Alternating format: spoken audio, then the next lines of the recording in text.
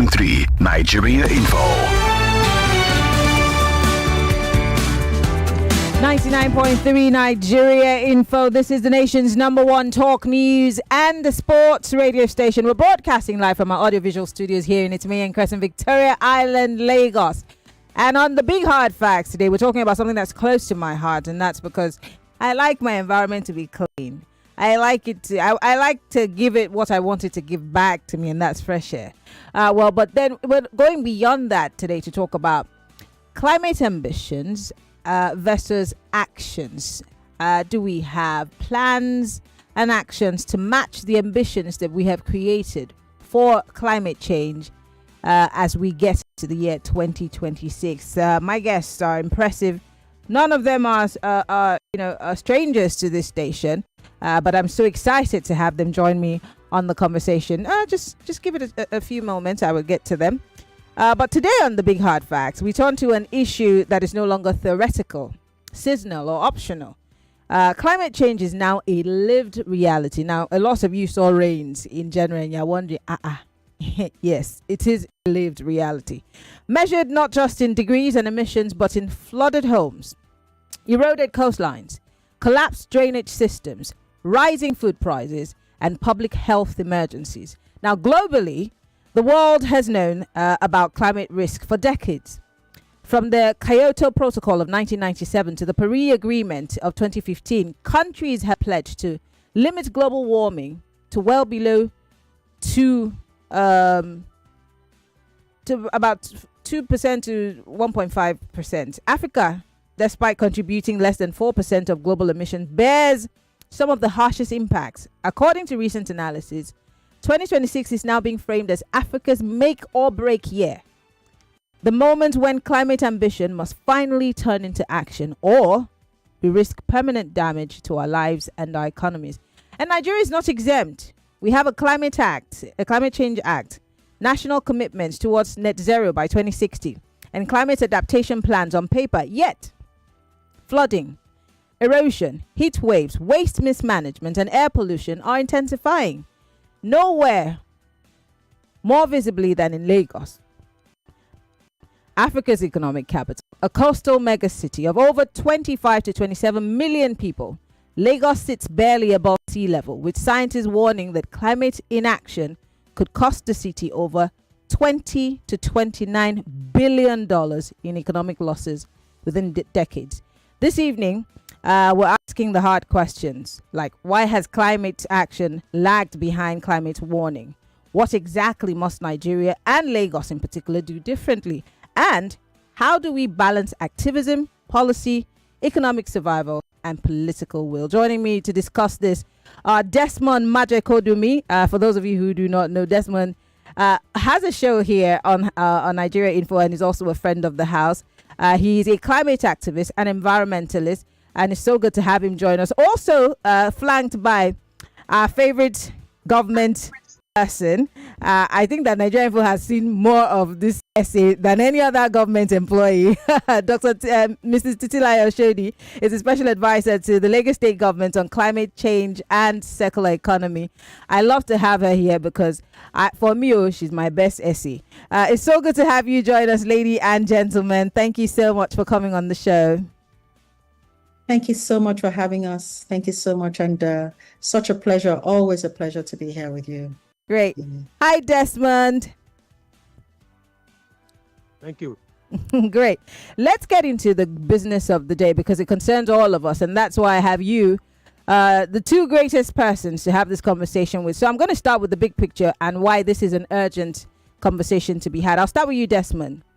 Africa has been sounding the alarm for years, yet the continent remains stuck, between climate vulnerability and weak actions. From your perspective, as someone who continuously, talks about it, why has climate change in Nigeria remained more of a conservation conversation than mobilization, even as floods and erosion, even the heat wave is worsening? Yeah, or even you could ask the question, where's the Hamatan? Has anybody seen Hamatan? It's gone somewhere. Maybe it's in Zimbabwe. And that is a classic example of what they're talking about when they say climate change. Harmattan has been coming to this territory in Africa, in Lagos, for hundreds of years on a regular basis, hundreds of years. And then a few years ago, we started seeing, it's getting weak, it's getting weak. And then this year, instead of dust clouds, we had 3 rainstorms. The first of them was on the 1st of January. A classic example is nature shouting out to the citizens of this territory that you are damaging my life support systems.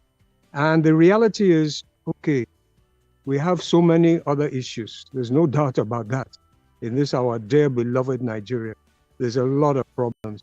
And sometimes we just focus away on this one. But whether we turn away from it or not, it's not going to go away until we do the things that are provoking it, that are making it come. It's not going to go away just like that at all. And it is getting bad. And on a final note, I'll just paraphrase the Secretary General of the United Nations, because you mentioned that conference they had in Paris in 2015, 10 years ago. It was a big conference. They do it every year. All the world leaders were there because they wanted them to sign a treaty to reduce the pollution. And he said these words. He said, mankind is waging war against nature, and this is suicidal. He used that word, suicidal, because nature always fights back, and she's fighting back with more vigor and fury. Okay, so everybody agreed, including Nigeria. Our president was there. We signed and ratified a treaty. We're going to reduce particularly the carbon dioxide pollution. We're going to reduce it because it's gone overboard. It's gone 50% higher than what it has been for thousands of years. Thousands of years. We have made it in the last 150 years, that is mankind, 50% higher. So we all agreed, but guess what? Hey, by 2015, the level of CO2 pollution had never ever been so high, including coming from Nigeria, which in all fairness, we don't pollute nearly as much, and we certainly don't have a history of that sort of pollution. However, God's natural way of absorbing the carbon dioxide is the forests, the trees, the savannas even are good, but the wetlands are good. And guess which country has the biggest, most rapid deforestation rate in the world? Yeah, you guessed it, Nigeria. And Lagos can play a very, very important role because we have a lot of the mangrove forests, the wetlands, which are very good for that. So, why are we not doing it? Maybe the awareness hasn't knocked us, but when you start looking for Harmattan and you can't find it, you know there's a problem. Okay. But it can be solved, and we shall solve it. Well, that's the reason why we're having this conversation. Let me come to you, Mr. Oshodi. Let's talk about the fact that Lagos State government does acknowledge that we have a climate issue, a climate emergency. In fact, from the Lagos State government side, you acknowledge that there's a risk. But critics argue that policy hasn't moved fast enough relative to the scales of the threat, just as Desmond has laid it out. How does Lagos State currently assess its climate risk, and how urgent is the situation really, especially because you heard that department? You're muted. Thank you so much. Yes. Okay. Thank you so much for this opportunity. And once again, good afternoon. Yes, it's undisputed. Lagos is one of the fastest growing cities in the world, and a population of 20 million. We have thousands of people who relocate to Lagos in search of opportunity. And Lagos is offering at each point in time jobs, industries, markets, and we're offering hope. Under the constitutional order, you can move and migrate to anywhere you want within the country as a citizen. But this rapid growth is clearly causing a lot of consequences for us. There's pressure because more people mean more pressure on housing infrastructure, on transport, on the waste systems, on energy, and ultimately the environment. And Lagos is expanding. It's expanding faster than its natural systems can recover. The climate change is also amplifying that pressure. So what we don't talk about, for the most part, is that this pressure is heavy on the environment, and because of this overpopulation, builders are forced to fell trees. I see Mr. Majekodunmi sitting in a very green area and enjoying clean air where he is.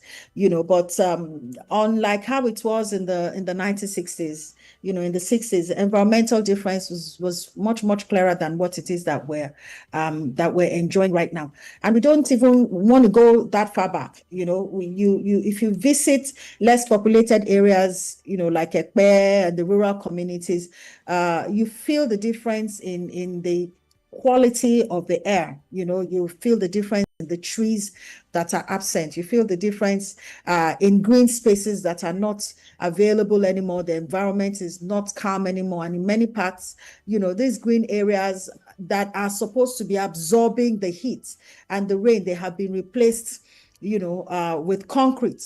So as a result, our natural balance has been deregulated. We don't have the regulated temperature, and we're not able to manage water, which is, in a spike that is disappearing, gradually. So development is wrong. Development is necessary. I mean, all of what is wrong, but we have to become climate smart, and this is why, climate change and the proponents of a climate smart economy becomes really, really very important. Our conversation should be about how we're going to develop the ambitions, around it. How do we deal with our reality today, where we're able to drive a deep level, ingrain and embed a deeper level of knowledge for our communities to be able to build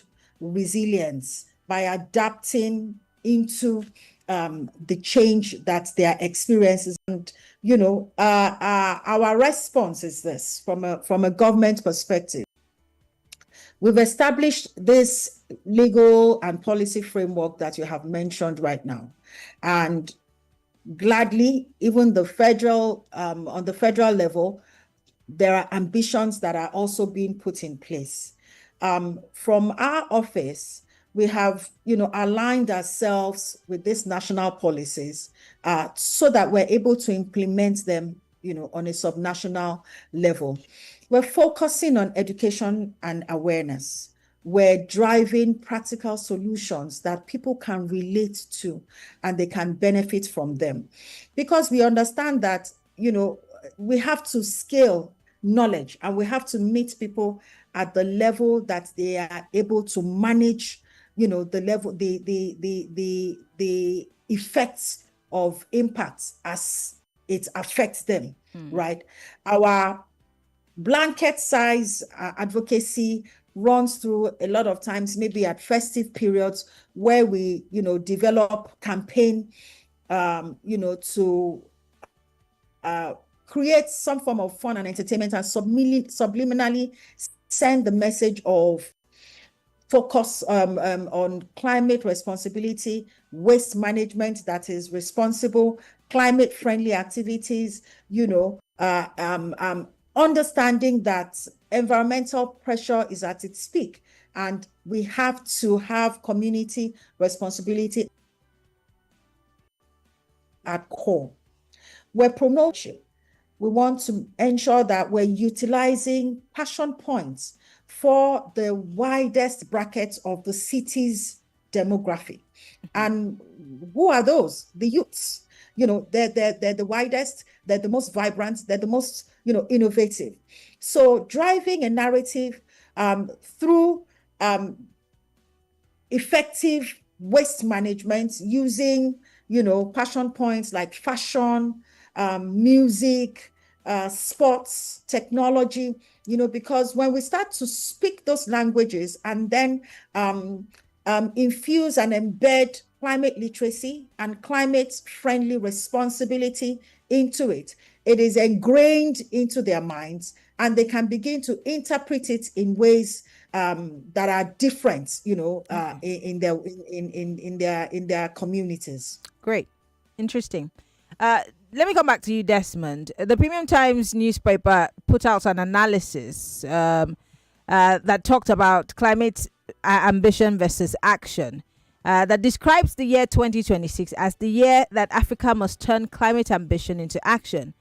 Based on what you have seen from COP, all the different COPs that we've seen, the treaties and global pledges, why do you think that Africa continues to struggle to convert international climate agreements into local measurable outcomes? I beg your pardon. Yeah, it's a very, very good question. It's difficult for us to really, lock into that, because it's the impacts of the climate change on Africa and even cities like Lagos have come upon fairly recently. And in days gone by, there was nothing. We were, as Africans, as Nigerians, we were living very harmoniously with nature. Just the classic example is the plastic waste, which our honorable essay has elaborated on a little bit. And there's some very concerted efforts, very, very laudable efforts coming out of the Ministry of Environment and the Ministry of Health. There seems to be a bit more of a coming together of the various ministries, or some of them. I think that's part of the whole themes agenda, which is a very, very progressive agenda of Mr. Governor, because the only way that we can have any viable solution to this big problem is by coming together. But, we haven't really caught on to it, as I was saying, because, the plastic issue, my grandmother, she threw the containers for her food and drinking, things into the bush. And in no time at all, they deteriorated. Moi leaf and calabash. It's not going to spoil the environment, it's going to enhance it. So we were in harmony far more than the European countries, who were the ones that actually triggered off the whole industrial revolution and did it with such irresponsibility. They showed that, in terms of utilizing that wonderful gift of the spirit of witty invention, which God Almighty has put into mankind's brain, wonderful brain, we haven't really evolved enough to use it responsibly.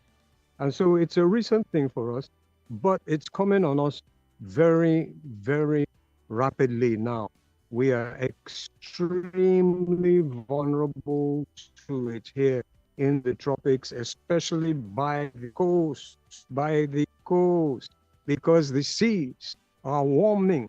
They're warming faster than has ever been recorded in history of humanity.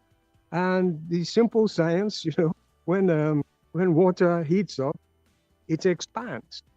So hundreds of billions of tons of water are expanding, the oceans are rising, and also when you heat up the oceans, you're going to get a lot more evaporation. And guess what happens? When you have more evaporation, you have more rainfall. You have the rain bombs that are coming.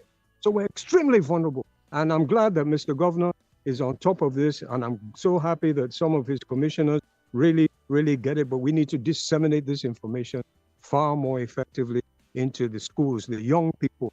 I love the fact that they're targeting on us young people. Desmond, really? Okay. I agree with you totally. Yes, us young people. Let me come back to Mrs. Oshodi. You were at the last COP. What month was that? You attended COP, the very last one. November? Yes, in November. Yes, I saw you. Nigeria has signed to the Paris Agreement and passed the Climate Change Act. So you have already started telling us. I mean, one of the things you come to tell us on Nigeria Info is some of the innovations that you have had to put in place to get people interested in saving the environment. How do we, like Desmond has said, how do we speed up the process in terms of moving this policy into decisions or infrastructure, transport, housing, and waste. I mean, again, thanks to Tokumba Wahab and some of the things that he's doing in collaboration with your department. But how can we fast track the process? Because like you said, the water's not waiting on us.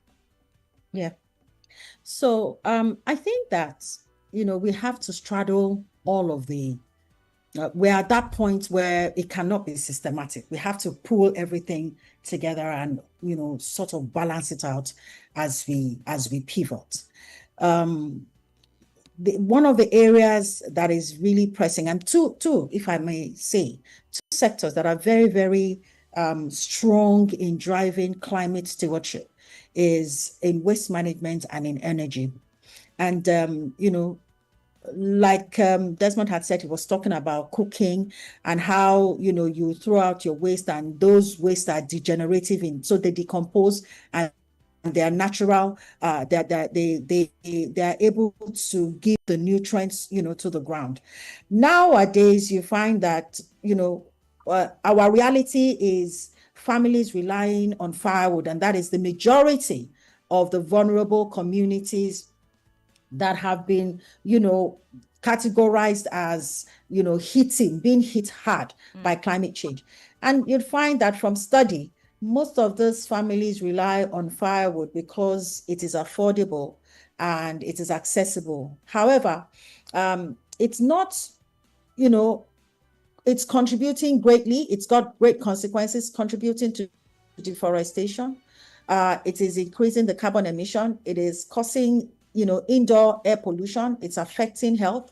I'm so sorry. I'm so sorry to disturb your train of thoughts. We need to go on a quick break. We'll be back to talk more about this firewood and felling of wood. We'll be right back. Lagos, stay with us. More talk, news, and sports after this.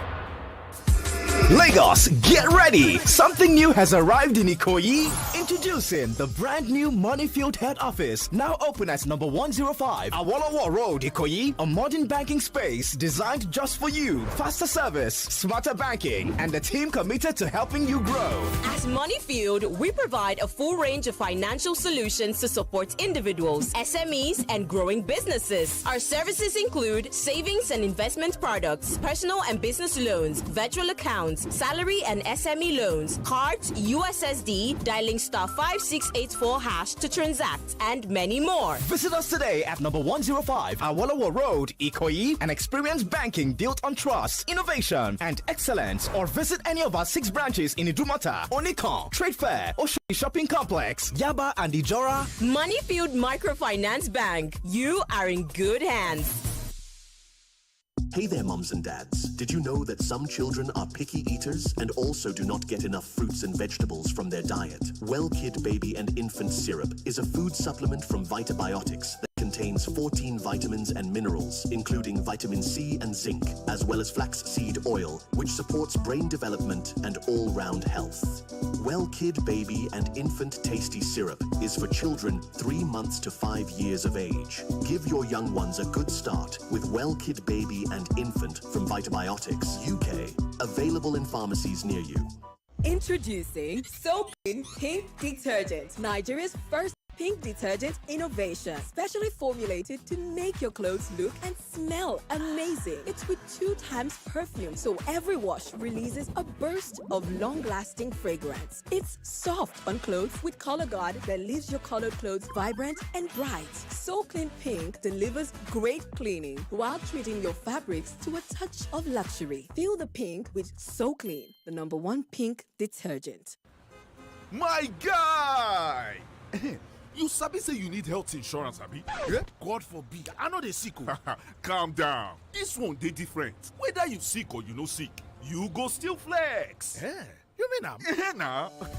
Yes, there's a new way to do health insurance with New Health, where you enjoy accessible and affordable health plans and much more. Visit newhealth.ng now to start. New Health, your win-win partner. When you dine at that 5-star restaurant, ever tried eating with just one chopstick? When you go on a business trip, do you fly in a plane with one wing? Ever tried clapping with only one hand? or playing a game of tennis alone? We know your answer is a no because you know it takes two to tango. So, why not choose a partner that's equipped to complement you? Get Value Alliance Asset Management Solutions today. Let's grow lasting wealth together. Visit www.valuealliance.com to get started. Value Alliance. We grow with you. Guy, I think I met the love of my life today. Oh yeah, drop this gist as it is. I was about to talk to her when she entered the bus. Yeah, sad that you didn't talk to her. Which guy? I followed her into the bus. You almost had me. Of course, I was going to sit next to her when one old baba looked at me. So I had to give up my seat. Which kind of story be this now? So I decided to write a note. Finally, victory. But wind blew it. Instead of you to go closer. Trust me now. I did. You know, as soon as someone else stood up beside her, I swiftly sat beside her, checked my breath and all. Anyways, guess who has a date tonight? Enjoy confidence to go closer with Close Up that gives you lasting fresh breath and full antibacterial protection because in life, closer is better. From Saturday, the 31st of January at 8 p.m., 1 billion naira is up for grabs every single week. Buy your tickets now before sales close. Go to everymillion.ng, pick your lucky numbers, and play for just 1,000 naira. There are lots of other amazing prizes. Catch the live draw every Saturday at 8 p.m. on Wazobia TV, with repeats on Wazobia FM, Cool FM, and Nigeria Info. Afri Millions, we win together. Licensed by the Lagos State Lottery and Gaming Authority. Terms and conditions apply.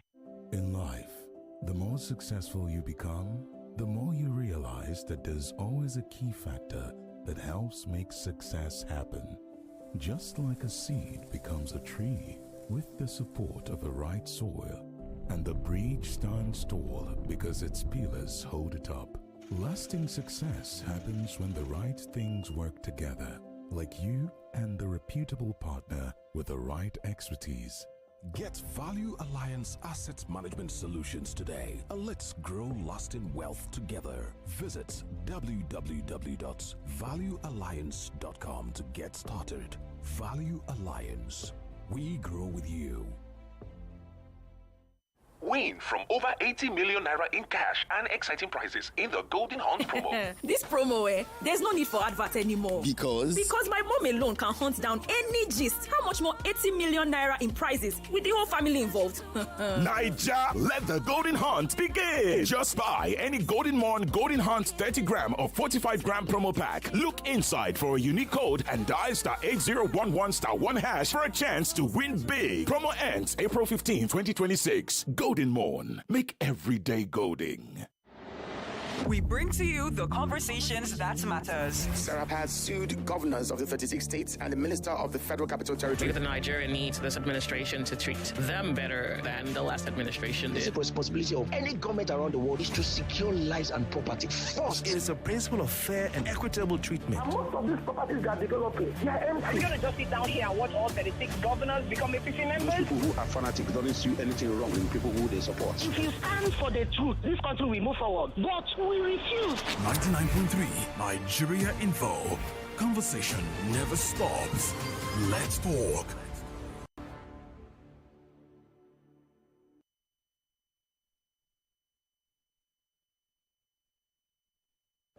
Nigeria's biggest decisions start with the hardest questions, and I'm asking them on Hard Facts 99.3 Nigeria Info.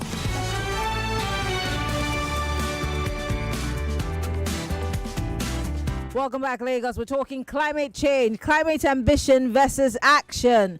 Are we fast-tracking the process so that we can save what's left of Mother Earth, especially within Lagos and its environs? So we cannot talk about anywhere else because this is our own home. So we're starting from here, and then, of course, we now go to Samaria and the other ends of the earth. I still have with me Desmond Majekodunmi, Titilayo, Oshodi, Special Advisor to the Governor on climate change and circular economy, and we're talking obviously about how we can help change things. Now, before we went on the break, Ms. Oshodi, you were talking about cutting down of trees and how poverty plays a role in the deteriorating aspect of our mangroves. Now, I lived in a part of the world I come from a part of the world where we used to have the only untapped rainforest at the time.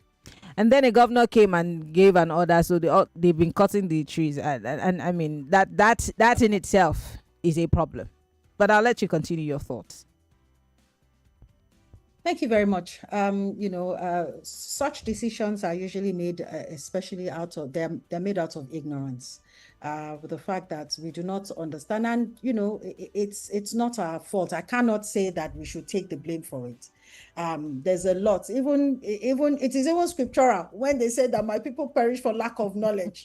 So we have to begin to re-educate and self-regulate ourselves, and that's why a program like the Clean Cooking Stove, which is one of the vehicles that we are using to not only buy emotional intelligence, emotional appeal, but we're also using it to help these vulnerable communities to interact directly with what can make their lives a lot more easier, a lot more comfortable, and they can also be able to generate extra income of revenue alongside. Without going into the technicalities of it, we want to use the Clean Cook Stove, which we have also started to pilot in a place like Makoko, so that we can start to gather data that would help to calculate the reduction in emission, to be able to see the trajectory of health improvement across that place because of their limited exposure to bad, harmful smoke. We can also, on the back end, calculate the reduction in the pressure on the forest, and we can begin to datarize the level of improvement in the quality of life of the people. Now, aside from that, from the government perspective, because under the leadership of Governor Sanwo-Olu, we pride ourselves in driving PPP arrangements, and that's because government cannot do it alone. And the sustainability of any project is essentially premised upon the long-term phase, which means that private sector must be able to drive, because once it is a profitable endeavor, it will go and it will sustain itself, and the communities can also own it by themselves. So once with the energy sector, I can say for a fact, and a few days ago, I had a conversation with the Commissioner for Energy, and I was really fascinated by the level of project and the quantum of resources and funding that is being thrown in that space. As we speak, I've heard, we have the domestic solar manufacturing arrangement project to drive local assembly of solar cells and also solarize our street lights. Not only are we doing the street lights, but they're looking at a 40,000 unit, to be spread across the metropolis, and then still going into 80,000. About 20,000 of those have already started to function right now. They're looking at solarizing hospitals, the public health centers. They're looking into solarizing schools. 57 of our schools are already working on solar right now. They're off the grid, right? And they're also looking beyond that into measuring the carbon emission and the reduction of fossil fuel generators that is being used typically for running those things. And that also speaks to the carbon finance aspect of it for reinvestment purposes. So I'm really very proud that that aspect and that sector is beginning to burgeon in that area. We've tested out biodigesters. One of the things that we did about a year and a half ago at a correctional facility in Idi Araba. Now, we're having conversations with private sector entities who are looking into doing the same thing with markets, you know. So even though with Loma, there's also that model, and I think it is working already at EcoC, where the side components of fertilizer is being distributed freely right now to farmers, right? So there's that ongoing, and they're using the biodigester that generates the methane to also provide solar power to power the market at EcoC. And these are things that are going to be replicated, but they're also in conjunction and in collaboration with private sector. One is also coming up at another one of the abattoirs, and the capacity, they're looking at a 3,000 megawatt capacity for 30,000, megawatt capacity to be generated from that. And they want to be able to provide electricity off the grid for that, for the abattoir, and also for the environs as well. So these are things that are in the pipelines, you know, that are coming through. And more strategically is the fact that you will see that from what I'm saying, there are financial angling around it, which means that our fiscal, you know, and budgetary allocations must be in place.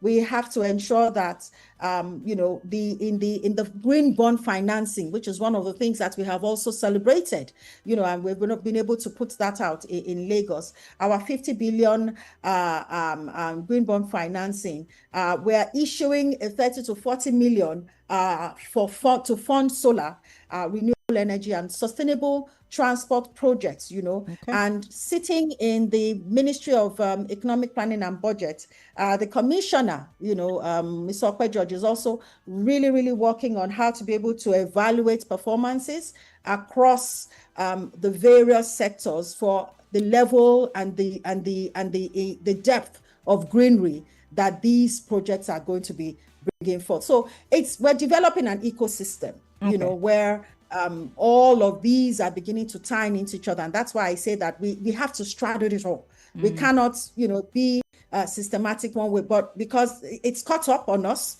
we're right in the middle of it, you know, but we have to then see how infrastructure can be, you know, be provided, how monetization processes can be in place, how the private sector can also be able to play, so that irrespective of whatever administration, the communities are the last mile people that can get to enjoy the dissidents of these policies and these frameworks. Lovely. Desmond, climate adaptation is expensive. Lagos, like she's talked about, has talked about green finance, partnerships, private sector involvement. She's literally, she took a peep at my script today, I must say. I don't know who leaked it to her, but Desmond, it's okay. She I don't want to go into where will the money come from, but I want to talk about citizens' behavior and political will. Beyond government, Desmond, what responsibility do we as citizens carry? From waste disposal to energy use to political pressure, what behavioral changes do you think can actually matter in a city like Lagos? This is very, very deep and a very necessary question that needs to be answered. Again, I refer back to that conference of the parties in Paris 2015, where they told us very clearly that humanity is waging a suicidal war, for the simple reason that if we push this aberration of wrecking the climate, remember, the environment is our life support system, and it's a miraculous system. This earth is like a diamond in the sky. This planet Earth is heaven's poetry to us. It's the only planet out of millions that we've been able to observe so far that has the capacity to support life as we know it. It's a special place, and we're taking a wrecking ball to it. And if we do too much of that for too long, we trigger off, and this is what is really, really worrying the scientists and the people in the United Nations and the International Panel for Climate Change and the meteorologists. If we carry on too much, And as we said, we've already increased the greenhouse gases by 50%. The temperature of the earth has gone up by almost 1.5 degrees above average. Oh, if we take it too far, we trigger off what they call unstoppable situations, whereby the earth itself will have been provoked to be an emitter. That is the rainforests, the ice caps. They shall now be emitting more of this gas than they are absorbing or they are deflecting. And that becomes catastrophic. In fact, at that 2015 conference, Secretary General UN, he said, it's a crisis, it's a crisis. At the 2025 conference they had last year, not the one in Brazil this year, 2025 conference, 24 conference, sorry. He no longer used the word crisis. He said, it's an emergency. And we need to get that into our consciousness, that we have triggered off an emergency situation. And as our SA said very, very, very happily to me, to my ears, that they're going to use the arts, they're going to use the music people, they're going to use the creatives, they're going to use the media, like your wonderful organization, dedicating so much time to this, to get this message out there, that we have to change our ways. We know what to do. I can see that. It's coming out even from Lagos State, from Mr. Governor and his wonderful cabinet and his special advisors. He has people who really know what to do, but we have to start doing it and, increase it more. Where's the funding going to come from? Well, the president was at some meetings from the COP meeting. He sent a representative. He was also in Dubai, and he's working with other strategic partners to try to get some of these funds, because there are funds available for this adaptation. There are people all over the world who realize, look, this is an emergency. And you see, the reality of it is that it's not just the physical harm and damage. I'm glad that my sister there, she quoted a bit of scripture, when she was talking about the lack of knowledge. But there's also a scripture that is very, very clear, and it goes like this. He said, don't be mocked. God is not mocked. Yes, don't be deceived. God is not mocked. Whatsoever you sow, whatever a man sows, he shall reap. So we have to ask ourselves, what are we sowing into our souls, into our spirits, especially those who are in positions of decision making. I don't envy them. It's a massive responsibility, because you take actions, you do things that are going to affect millions of people. Those things better be the right things. And definitely, we need to get back into the school system. Let's have a bit more of these themes. Let it work closer together. The Ministry of Education has to be right on top of it. I'm glad to hear that the Ministry of Energy is keen to do the right thing. The solar thing is such excitement to my ears. I tried to introduce solar years back, but there's another area though that they could be reminded about, and that's the wind energy along our coast, especially Badagry coast. You don't have to put it right on the beach, just put it a bit back so it won't be, sort of aesthetically undesirable. But we can generate a tremendous amount of wind from that. The British government, I'm sure they'd be more than happy. The Dutch government, they know very much about this. They might even, decide to invest in it. So that's an area as well. We need to go deeper into the renewable energy, into clean energy systems. How can we be using poison to supply energy? Let me ask you a question. If I bring a generator into your control room there, will you, one of these, what do they call, better pass my neighbor, will you allow me to spark the generator? It's poisonous. And not only is it deadly to mammalian life, it is damaging the miracle of our atmosphere, which is making this world a place that people can live and thrive. So we need to push much harder and ensure that the international community realize whatever monies they give shall be judiciously spent, because the people spending them will be very, very wary of not causing total havoc to the life support system of their children. And that's why I'm glad that we're hearing what we're hearing now. I'm very encouraged. All right. Well, Lagos, we want your buy-in. I was having a conversation with a friend from Uganda who is a geopolitics, especially African analyst, and he talked about, he wasn't in any way absolving government of their responsibilities, but he talked about the fact that we as a people need a deconstruction, more like an unlearning, so that we can relearn about how to, take care of our environment. And he was talking about it politically. He also talked about the fact that there's open defecation, and this is an African problem.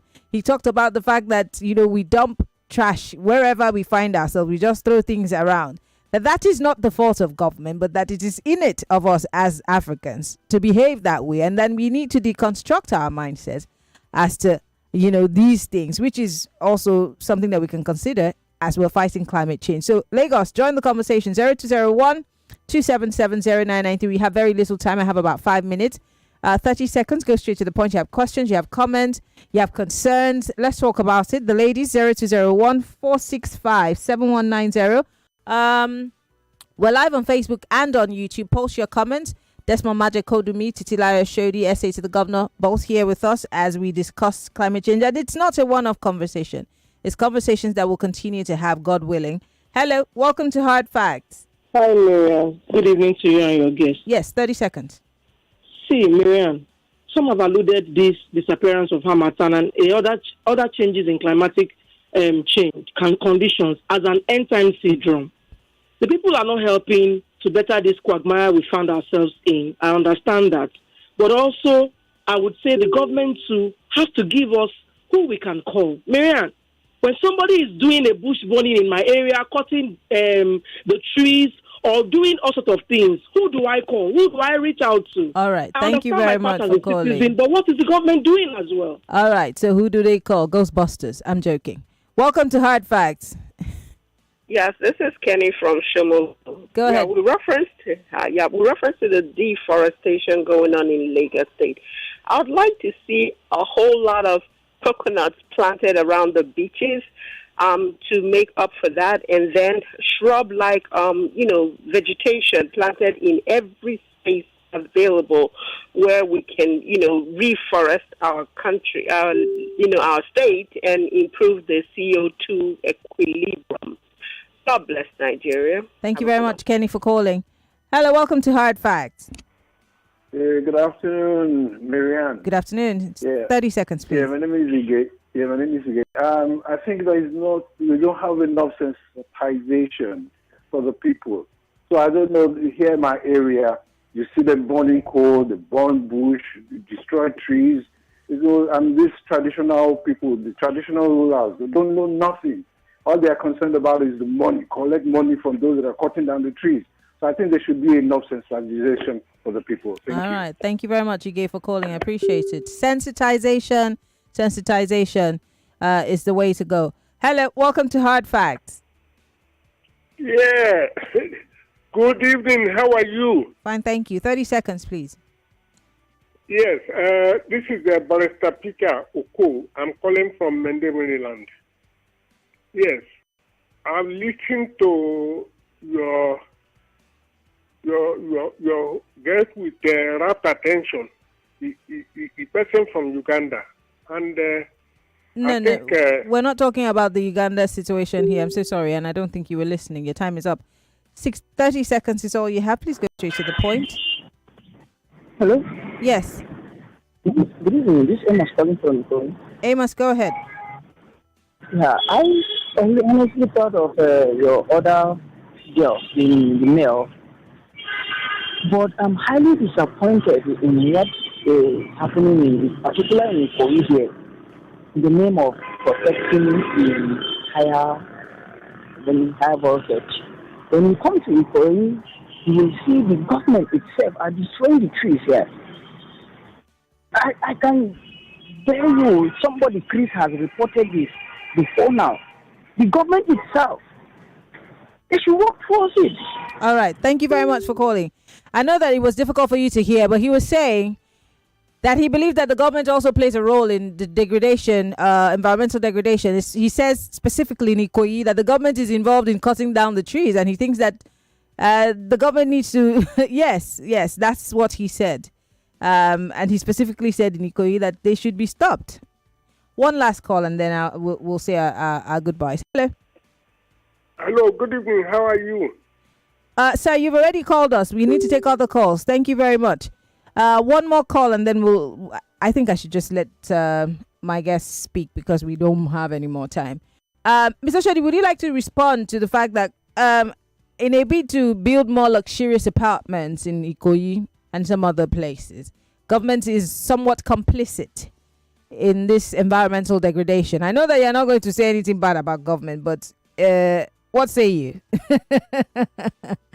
Well, first and foremost, I think that there are already existing departments and agencies who give approvals and licenses. In fact, these agencies have become even more well-versed around the urban planning and how to be able to ensure that greenery is retained, even with the infrastructure or even with the construction that is going on, that they have started to invest. Because again, I started this conversation by saying that this state is overpopulated. And in the midst of it, housing is a major factor of urban planning. So that has to be taken into consideration. We have to be able to balance it out one way or another. Greenery is part of the planning and the structuring, in that space, and that will be. That's all I can say. And they also unfortunately, our time is up. Desmond, I can give you just 10 seconds to drop a great one-liner for us because we've got to go. Yeah, keep it green, bring the green back into Nigeria. We're a green nation, and we shall do that. And if you want to see lots of green, come to Lufasi Park, which we're doing in collaboration with the Ministry of Agriculture. You'll have loads of green. Loving nature is the key. All right. Thank you very much, Desmond Majekodunmi, Titilayo, Oshodi, SA2, the Governor on Climate Change and Circular Economy. Desmond loves green, and he's bringing back the green to Lagos. Thank you, gentlemen and lady, for joining the show. 99.3 Nigeria Info. We'll be right back. In life, the more successful you become, 99.3 Nigeria Info. We are more than just radio. Subscribe to our YouTube channel at Nigeria Info FM. Check us out on Facebook at Nigeria Info 99.3. Follow us on Twitter at Nigeria Info FM and on Instagram at Nigeria Info FM Lagos for live updates as it happens. 99.3 Nigeria Info. Let's talk.